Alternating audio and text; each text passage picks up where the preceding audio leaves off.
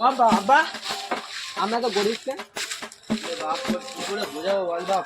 তোর বাপ দাদুর অনেক জায়গা ছিল, 2 থেকে 3 বিঘে জায়গা জমি, কিন্তু মেয়ের চক্করে পড়ে জায়গা জমি সব বিক্রি করে দেয় তোর বাপ দাদু। কি করবো বল বাপ। আমাদের কি তার মানে কি হচ্ছে না হয়ে যাবে? হচ্ছে না তুই ঘাট আস্তে আস্তে সব জায়গা জমি হবে।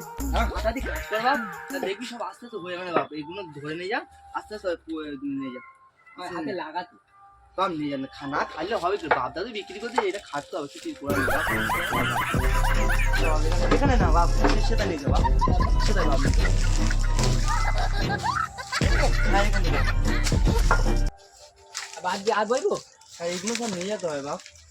তোর বাপ দাদু সব মেয়ে চক করে সব দিয়ে দিয়েছে, কিছু করার নেই, কিছু করার নেই, জায়গা করেছে করার নেই, খাটাচ্ছি।